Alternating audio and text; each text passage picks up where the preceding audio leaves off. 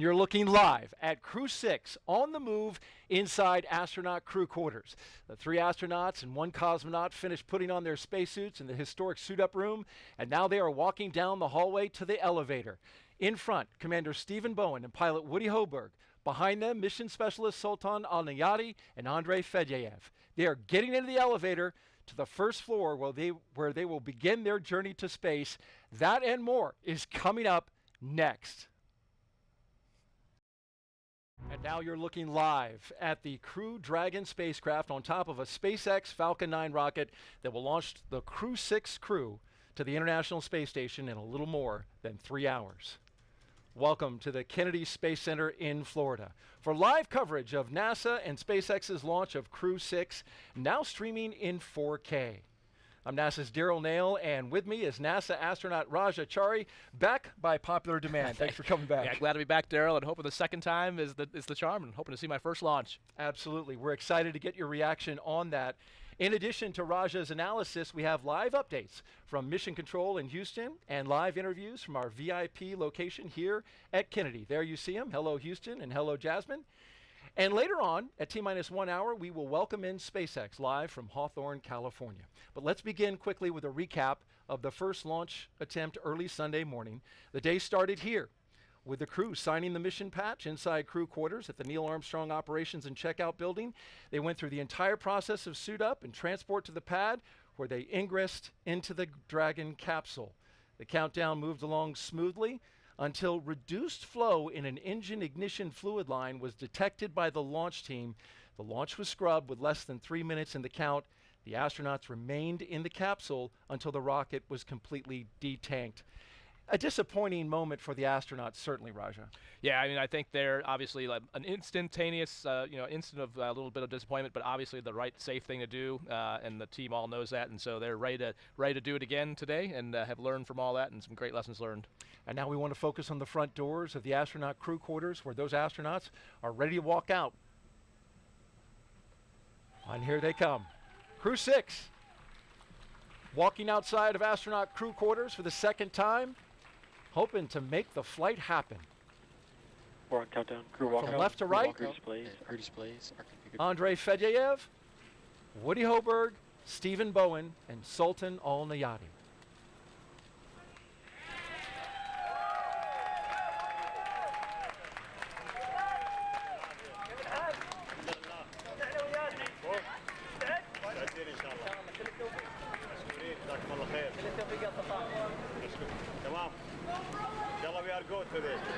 Getting some high fives there. Yeah.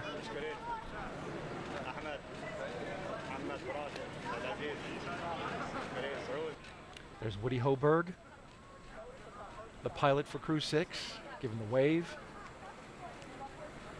You can see there's a sense of familiarity as they get into the Teslas.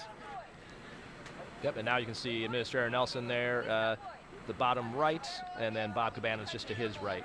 And I think that's Calvin Manning to his right, the Deputy Kennedy Center Director. So definitely a sign of the importance of this mission to have all the headquarters folks come down here, stay down here.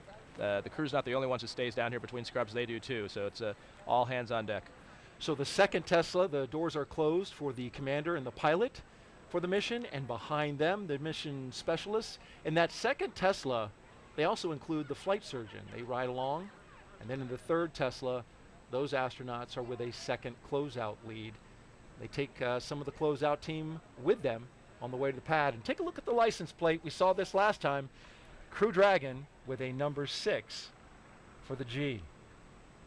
Yeah, and this time I know. So last time I was surprised to find out that it changes each time. I was thought that it always said send it with a 3, but it turns out that was only for Crew 3. So Crew 3 was a special mission.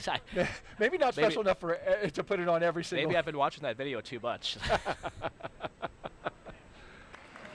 And here we go with the crew departing the Neil Armstrong Operations and Checkout Building. This begins the 20-minute drive with a full security escort across NASA's Kennedy Space Center to Launch Pad 39A.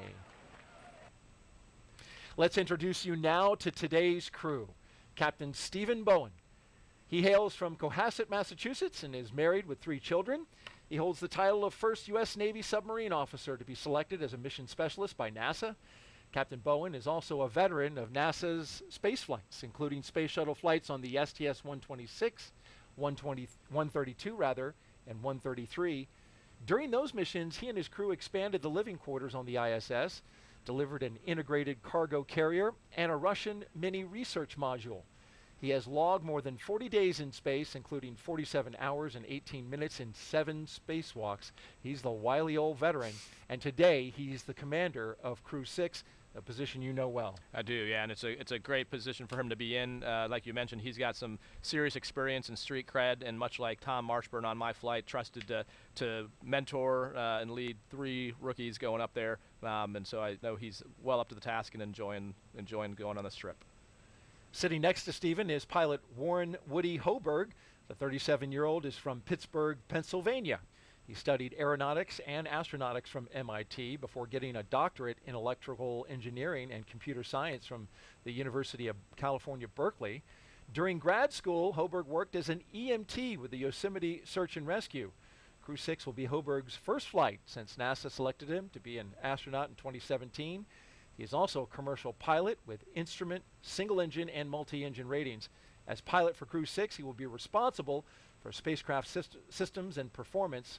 Aboard the station, he will serve as an Expedition 68 and 69 flight engineer.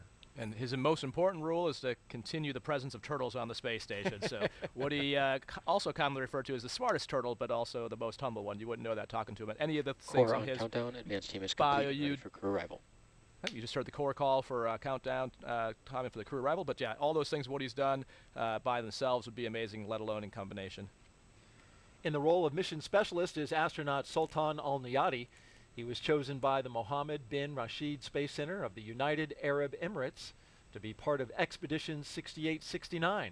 The father of 5 spent most of his life in Al Ain and Abu Dhabi, but in 2020 traded that in for astronaut training in Houston at NASA's Johnson Space Center. This will be his first trip to space. You're familiar with flying with a bunch of rookies. Yeah, exactly. And can't understate how important this is. The first UAE astronaut going up on a U.S. commercial vehicle to the U.S. segment of the station. This is amazing. The fruit, coming to fruition of a long partnership and a lot of work to get us here. We saw a shot of the vehicle assembly building dead ahead, and they'll get up, make that right-hand turn, and go right by it. Talking about the mission specialists, it's also the first trip to space for the second mission specialist, Roscosmos cosmonaut Andrey Fedyaev. Andrey was selected as a cosmonaut back in 2012. He will be working to monitor the spacecraft during the dynamic launch and re-entry phases of flight. And once on board station, he will be a flight engineer for Expeditions 68 and 69. Yeah, and great to have Andre on board. I flew out here and back with Christina Cook for the first launch attempt, and she knows him and just has just an amazingly big heart, and is going to be a joy to work with on the space station. This successful NASA program is called Commercial Crew, and it's based right here at the Kennedy Space Center. Jasmine Hopkins now joins us live with one of the leaders of this program. Jasmine. Thank you so much, Daryl. We are back tonight on the balcony of the Operations Support Building number 2 here at Kennedy Space Center. And right now, we're so glad to be joined by Kathy Leaders, the Associate Administrator for NASA's Space Operations Mission Directorate. Good evening, Kathy. Good evening. So happy to be here. Of course, and we are happy to have you. This is round 2, as we said earlier, a second time's the charm. But really, let's talk about that seriously, that we prioritize safety here at NASA. We only launch when we're ready, right?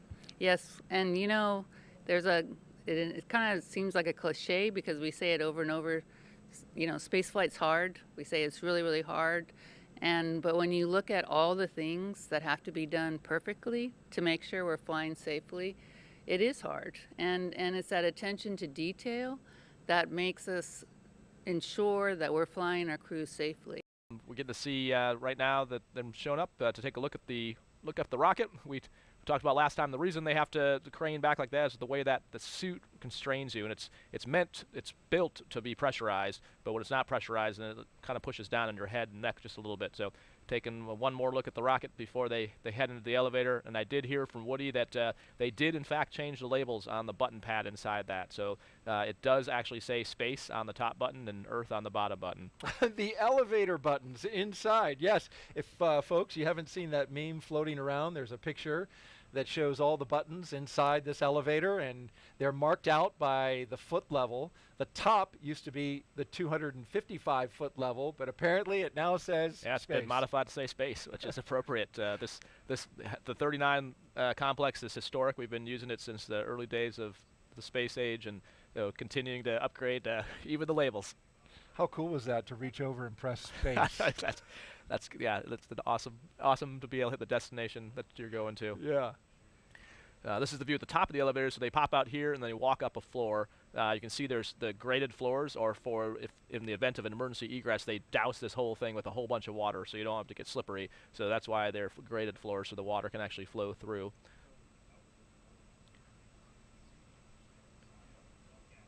And you see astronaut Nick Hague is with them. He's number 12. See him turning the corner there? This is the astronaut support person. And Nick Hague, of course, an experienced astronaut, been up to space station, been through a launch abort himself. Great resource to the astronauts. Yeah, it's amazing. Reed Wiseman, who's the former chief of the office, likes to say that Nick is a unicorn. He's pretty much the only person, right now that's, well, he's been to space twice, even though he only won one mission. This is the first time they aborted. They actually ballistically went into orbit, so he counts that as 2, rightfully so. Okay. But yeah, that's really, really unusual.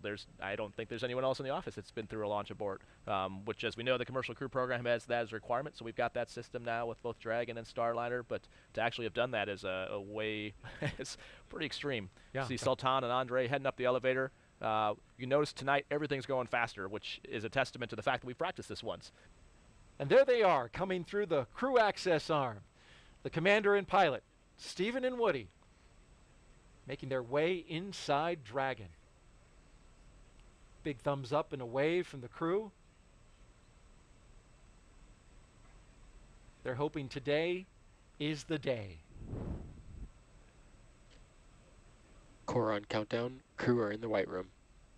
You see Arthur is the core at SpaceX, so they keep the shifts the same. So again, we kind of talked a little bit about last time, but the importance of all the sims leading up to this are the same voices. So they'll, through the slip and through the scrub, retiming all the shifts at SpaceX and at Houston actually all stayed on the same timeline, so they could be all the same people. That's Arthur Berrialt, the crew operations resource engineer with SpaceX. That's his voice coming over. You can see the ninjas helping get their, those are the shoe protectors, the boot guards coming off. Yep.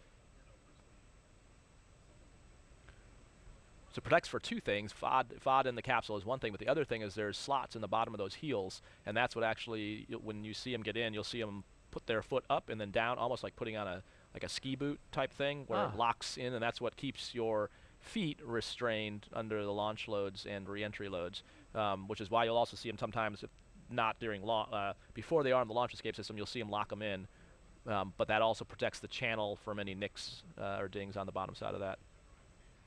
Our mission specialists now getting ready to board Dragon, Sultan and Andrey with a big thumbs up. Beautiful shot from high above looking into the crew access arm as they make their way aboard Dragon.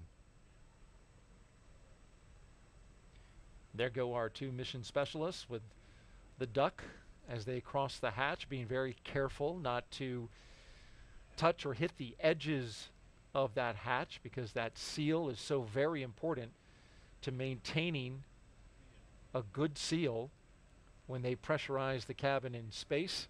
And now our cameraman will go inside. Or wait. And so those are the crew satchels. You saw those white bags. Woody and Steve's are already on their leg. There's a little loop under there that the ground techs help connect for them. See Sultan and Andrey hooking in their umbilicals, so expect shortly they'll do their comm checks with Arthur at the core.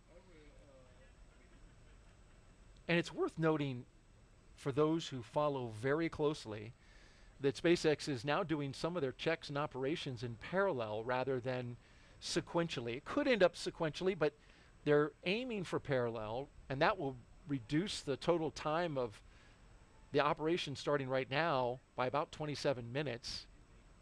Core, this is MS2, C4. How to read me? Com check. Doing comm checks even as they're getting seated. Loud and clear from seat 4. How me? Loud and clear, C4. Encore, MS1, com check. And loud and clear, MS1 from seat 1. How me? I got it loud and clear. And a great view of Andrei's buckle there. So it's a 5-point harness. The crew can totally do it on their own, but just to save wear and tear on the suits, a lot of times the ground crew will help with doing that. And that way it makes sure it's really cinched down. So the way each on that circular harness around his waist, each of the waist straps and then the leg and the shoulders connect into a slot, and then to get out you rotate it counterclockwise or clockwise and all 5 pop out.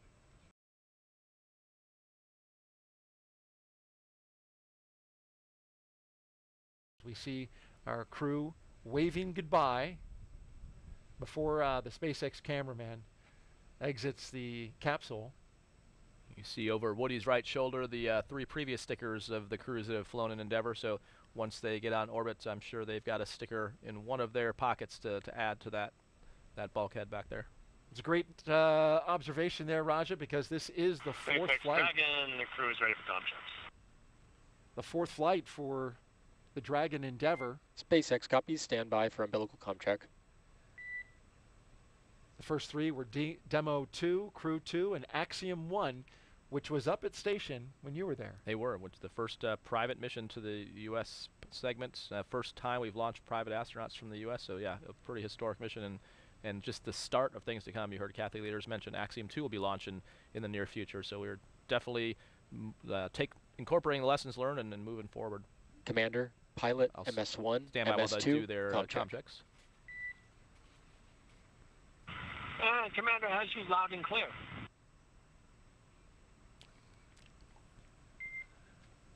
Commander, loud and clear. Pilot has you loud and clear. Pilot, loud and clear. And the MS1 got you loud and clear. MS1, loud and clear. And MS2 got loud and clear. MS2, loud and clear. Umbilical comm checks are complete. Report when ready for seat rotation.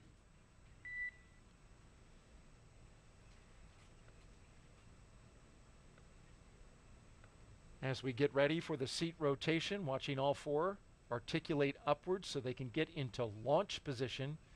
Want to make a correction. It's a camera woman with SpaceX who's getting those fabulous shots. Relying on her to give us SpaceX Dragon, the crew is ready for seat rotation. these great views that we see. And this view right here, in fact, she's shooting it right now. SpaceX copies, initiating seat rotation. I'm sure it's a challenge to not only maintain that steady shot in that very small hatch, but she also has to maneuver around the team, making sure that she doesn't interfere with the operation. She's doing a great job. Exactly. Yeah, so there you can see the seats moving. So they're in procedure 4.100 on the display. So that's what Woody was interacting with there a second ago. The comm check they did before was just checking the hardline communications. So their umbilicals through the spacecraft, through the umbilical to the ground. Then they are now in 4.100 for seat rotation. So you saw them talking before Steve said they're ready. That was just making sure they verified visually that all their arms and everything was clear of the translation path of the seats. You don't want anything getting pinched. And then what they're watching now on the displays is what's called a tack count, which is the motor that's running the seats to see if anything is out of limits. Looks like it was a good rotation, and they'll probably report that here shortly from the core. And you can see. Does it make a cool motor high-tech sound? You can't actually hear it. No? You know, you can. It's more like. Dragon, SpaceX, seats are in the launch position. And during our launch coverage, we like to highlight employees in the commercial crew program who are working behind the scenes to make today's mission possible. Earlier this week, Kennedy's Jasmine Hopkins spoke to NASA's recovery director for Crew-5. Let's take a look. Joining us now is NASA Recovery Director Brian Barry. Thanks for being here. Of course, thank you. Of course. So, Brian, we understand that you are the NASA Recovery Director for Crew-5, but you've actually done a lot of things for human spaceflight. Can you tell us more about that? Sure. Yeah, that's right. So I started my career as a flight controller for the ISS program. My team was responsible for maintenance on the space station. So I had the opportunity to work directly with the astronauts, train them on tools and repair procedures. So that was a lot of fun and something I never thought I would do when I was studying to be an engineer. After that, I moved over to the safety team, and I was our safety rep for the Commercial Crew Program safety panel. So that was my first exposure to CCP, and I would go review the hazard reports for Dragon and Starliner. That was a pretty neat experience also because I was able to work with Bob and Doug prior to Demo 2 and just kind of work with them on the hazard reports and get their perspective on the risk and the mission overall. After that, in 2020, I came out to Commercial Crew and I work for them directly now, and I've been doing launch and recovery operations since then.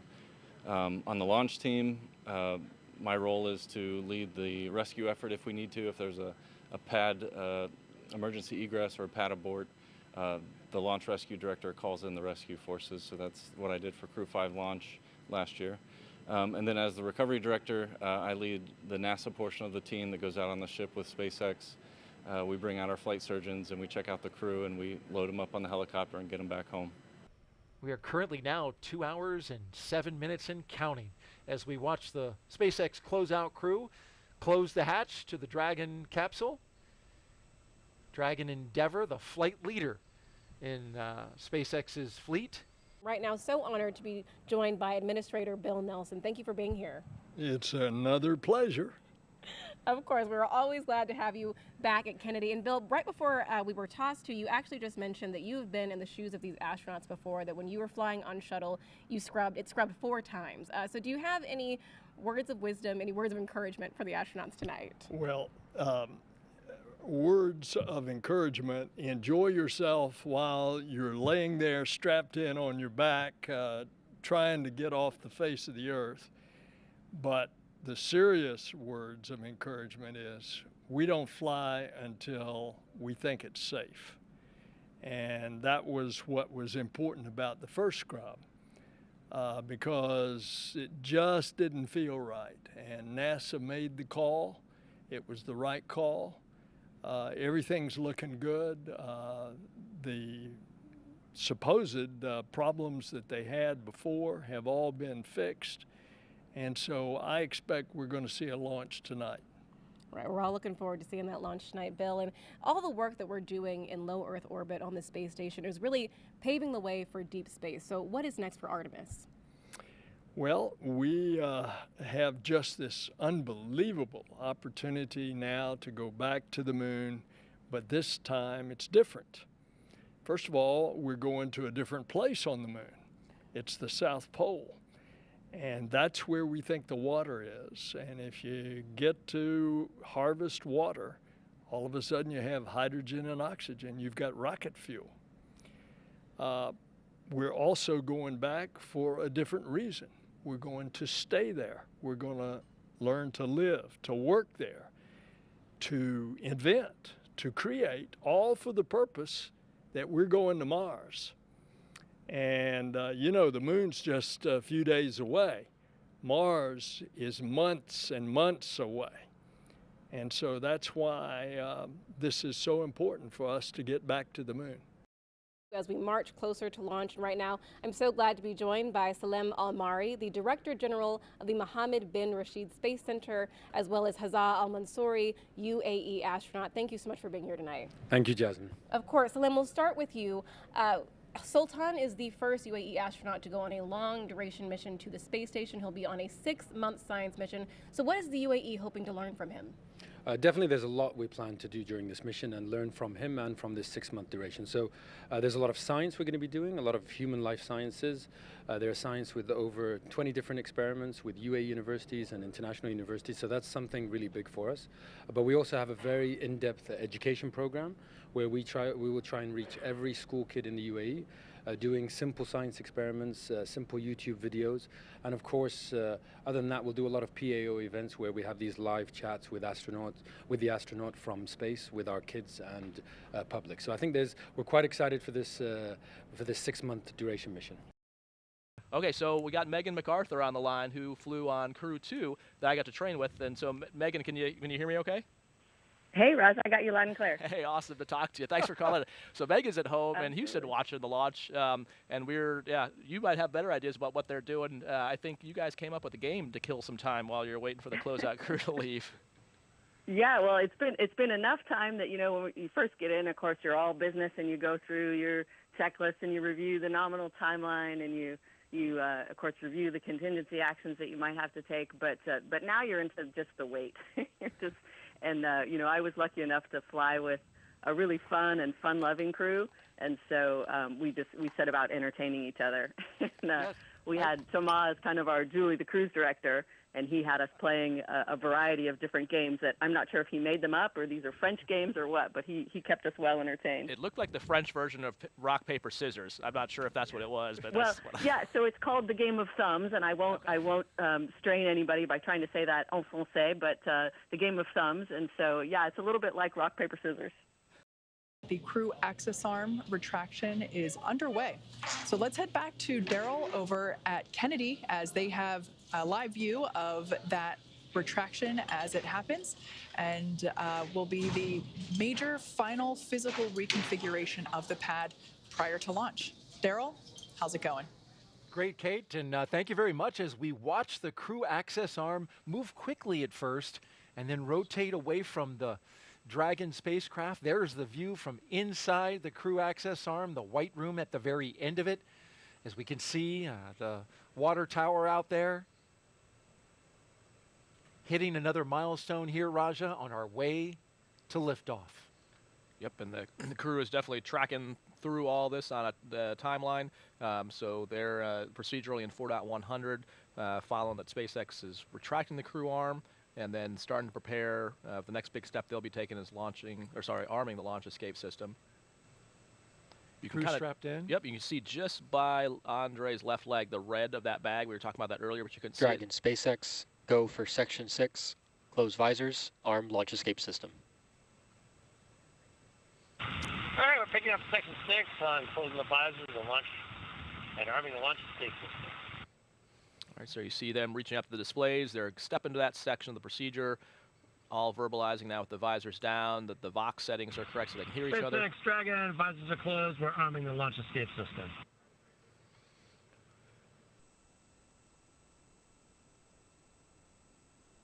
F9 tanks are venting for propellant load. Propellant load has started.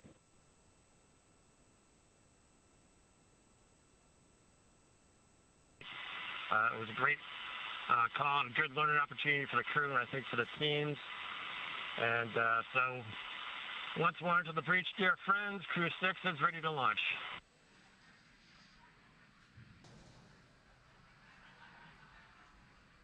Engine chill has started.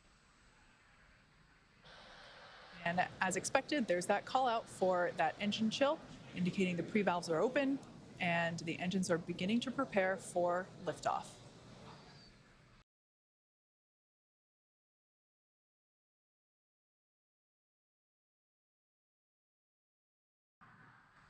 We're counting down to T-minus 5 minutes at this point.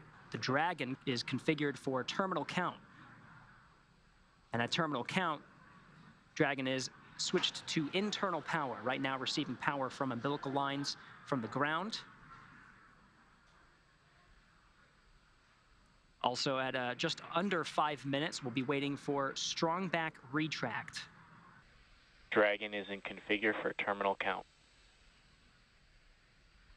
Tanks are pressurizing for strong back retract. All right, and we heard both of those calls. Dragon onboard computers are going to take control of the vehicle. We should be seeing the clamp arm at the very top of the second stage, right underneath where you see the unpressurized trunk of Dragon, which is indicated by the half black and half white indicators, the black being the solar panels that provide power to the Dragon is retracted on its transit to the International Space Station. Got that confirmation of strong back retract. We should be able to visually see that strong back. The strong back will retract about 2 degrees away from the vehicle. Then at liftoff, the strong back will actually go back to 45 degrees. That strong back is part of the transporter erector, which provides the liquids and gases and electrical connections to the vehicle.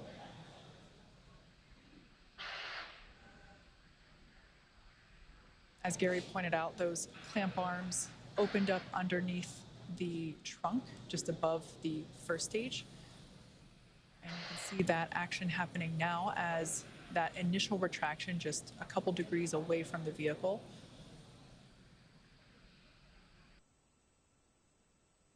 Dragon is in terminal count and on internal power.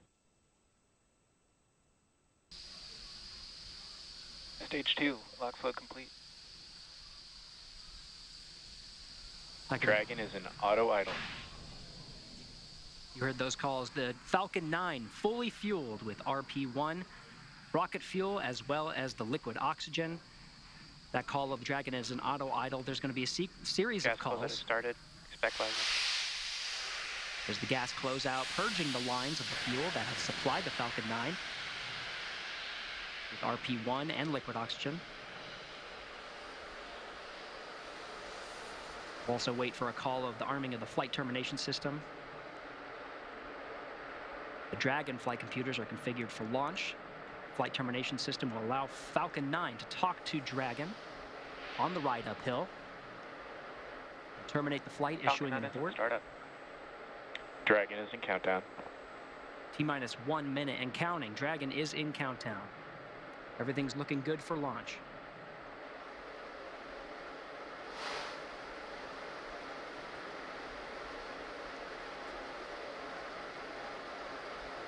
Dragon, SpaceX, go for launch. SpaceX Dragon, copy. Go for launch. T-minus 30 seconds. T-minus 30 seconds and counting. All teams pulled go.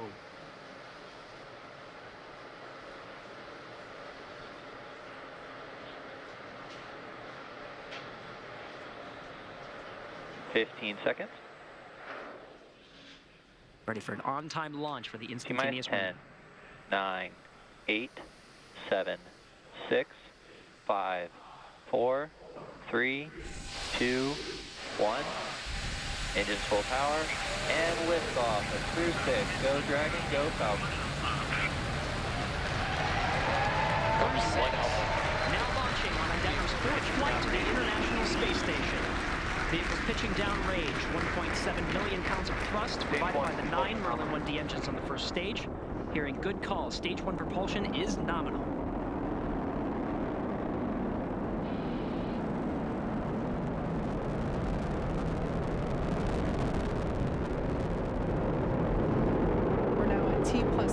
Seconds into the 6th rotational crew mission on board Dragon and Falcon 9. Power and telemetry nominal. Stage 1 throttle down. So there we heard the call out indicating that the first stage engines will begin to throttle down in preparation for max Q, which is the moment of maximum aerodynamic pressure that the vehicle will experience during flight. Vehicle is supersonic. Call out there indicating the vehicle's traveling faster than the speed of sound. Max Q. Stage 1 throttle up. All right, now that we're past max Q. 1 Bravo. Copy, 1 Bravo.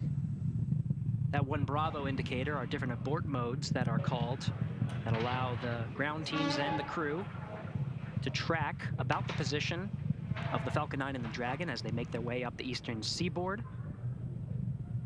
In the event of an abort, these different abort modes would indicate about the position where Dragon would land, as well as indicate what series of maneuvers Dragon would indicate. But so far, we're hearing good calls on the performance of the Falcon 9 on its ride uphill. 1 minute 53 seconds into flight.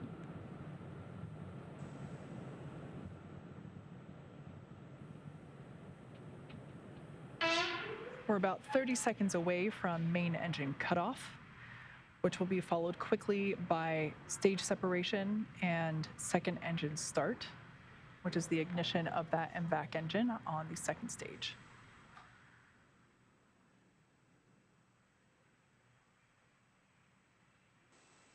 Now about 10 seconds away from main engine cutoff.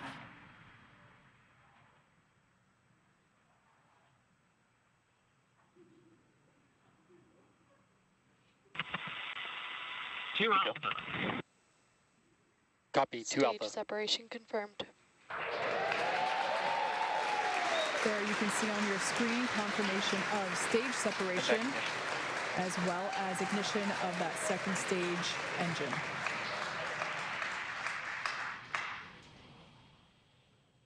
Second stage is now carrying the Crew-6 astronauts to orbit.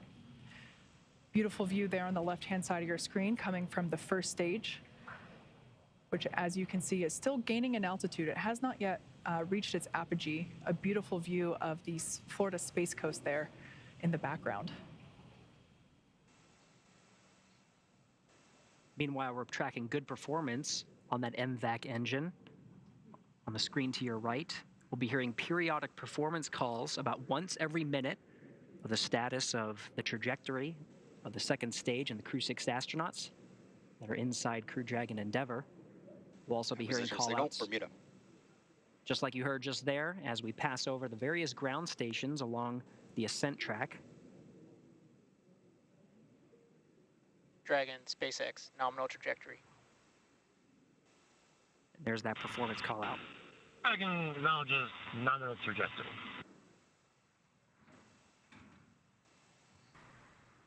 Stage 1 entry burn startup. And there you can see Stage 2, FTS has safed. on your screen that first stage entry burn has begun. That booster sees high drag, which actually scrubs roughly 70% of the velocity by the time that the landing burn begins.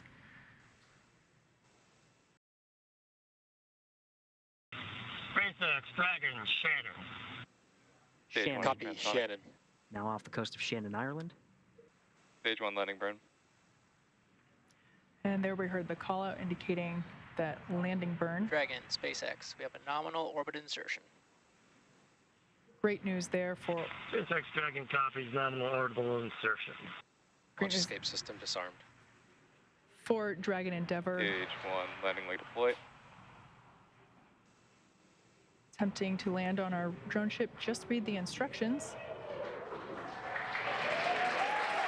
Stage 1 landing is And there you can see on your screen, and also indicated by the cheers behind me, successful landing of this booster.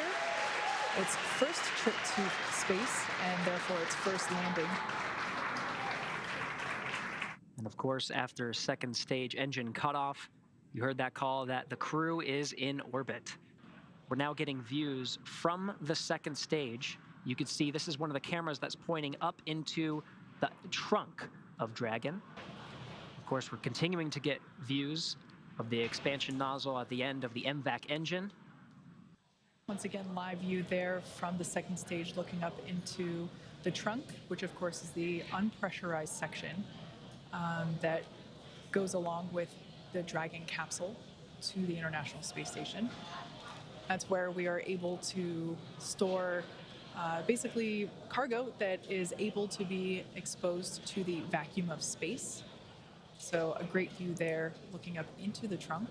That will be hopefully the first views that we get of that separation event, which we're expecting here any second. There you can see on your screen confirmation. Dragon separation confirmed.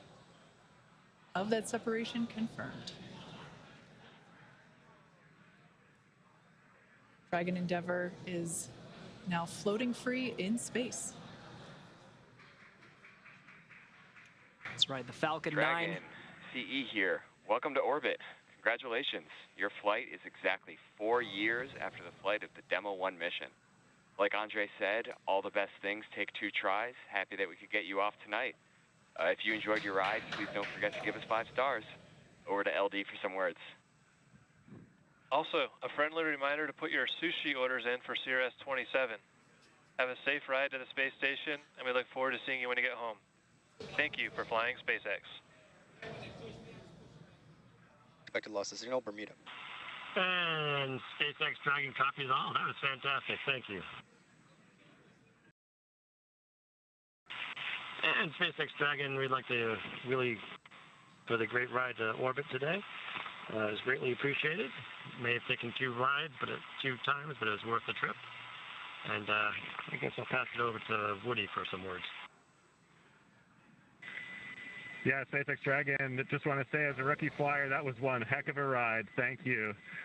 I would say put it is an absolute miracle of engineering, and I just feel so lucky that I get to fly on this amazing machine. Thanks to SpaceX, thanks to NASA, Commercial Crew Program, and our international partners. A lot of innovation went into this, tireless work effort, and a lot of painstaking attention to detail and focus on testing. And I think that's what makes it all possible to fly humans in space. Thank you.